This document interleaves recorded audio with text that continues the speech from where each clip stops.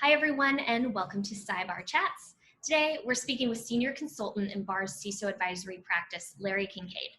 We're going to be discussing some key elements of implementing an information security program. So, Larry, I will just jump right in. What does the ideal information security program accomplish? So I think most people's gut reactions to a question like that is lock everything down, kind of like Fort Knox or Area 51, prevent, prevent, prevent. And I'd say in the traditional sense, that's like old cybersecurity, I guess, mantra was. I think the best cybersecurity or information security programs today are the ones that find and strike a balance. And it's about establishing the right accountability with an acting CISO and implementing the right processes to identify risks. But again, those risks are going to be different depending on your business and your risk tolerance. We have finite resources. You can't just lock everything down and hope for the best. There needs to be some, give and take, I think, and balance between what the business and the operations happen, and then with cybersecurity as well. So, what are some key elements of a successful information security program? Great question. I think the key element to me is identifying appropriate frameworks, because then you can establish a benchmark for your program. You can measure against it, whether or not you're 100% compliant with such and such or 50%. But again, just because you're not 100% doesn't mean anything against your program. It just means maybe we need to figure out where we're comfortable. Have we addressed 100% of the compliance framework? And, do we have an answer and a rationale per se? Once you've measured against it, I'd say that would enable you to make the right decisions, right? Do we have the resources in order to effectively manage this risk or effectively manage this control? And then with that, that supports your decision-making in the long run. If you have these frameworks that have best practices, I think it's more palatable for like an upper level leadership.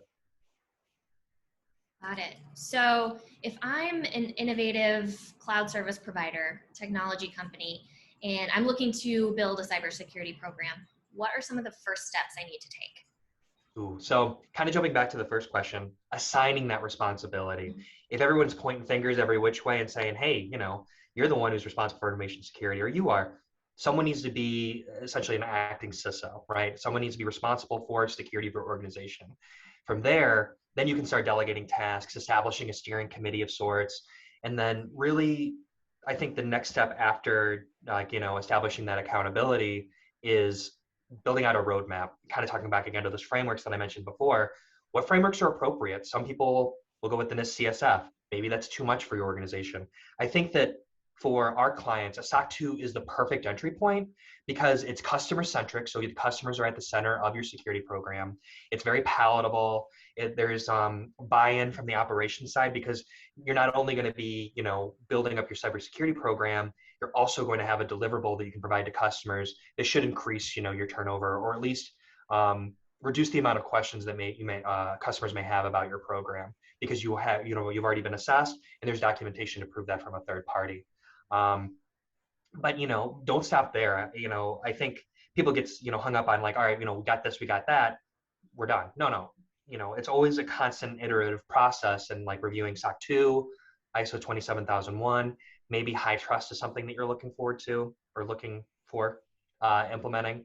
But it's always kind of just like building things out and then planning year after year and having that 5 to 10 year roadmap. So you kind of just touched on this, but how do I ensure longevity in the management of my information security program after it's set up, it's solid, it's good to go? What's next? I think that's a very, very good question, in a sense that I've seen this more often than not, where people treat their cybersecurity program as a project.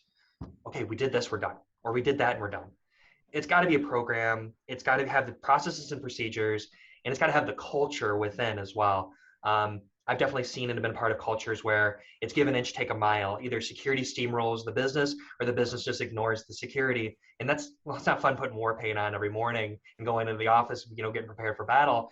It's got to be built in, and it's got to be an understanding between both sides and how to best, protect the organization with the resources you have. Essentially, that's just a long-winded way of basically saying that it needs to be continuous, and then the risks that you had yesterday aren't going to be the same risks that you have today. The business and the industry is going to evolve. The cloud infrastructure providers are going to evolve. how do you keep up with everything? It may be, less cost prohibitive to, implement a controller solution than it was last year. So now, you have the ability to do it the next year. It's just constantly asking. I think I'm going to go back to your first question and kind of, establishing or looking at information security programs. The best security programs, I think, are ones that ask the right questions and are honest with themselves. Yeah, I love that. Kind of, you got to put the mirror up to your face and take a good hard look at your program, right? Exactly. Well, Larry, are there any other closing thoughts you have for us in this episode of cyBARR Chats? Especially for our client base and, establishing the CISO accountability. When you have 5 people, it may be obvious which one gets it, but, they have, their own responsibilities and their own day job of pushing forward. And information security might not be part of their skill set, or maybe it is, but maybe not from the compliance standpoint in formalizing that particular sense. That's where a virtual CISO can come in and provide the expertise and provide the advice and the direction, and at least keep things on track and be that, that person, kind of in your ear to provide you, with, I guess, as a gut check, if you will, to ensure that, security is always part of, your culture. Wonderful. Well, Larry, thank you so much for these insights. We look forward to learning more about how BARR's CISO advisory practice can help develop and manage security programs in a future cyBARR chat.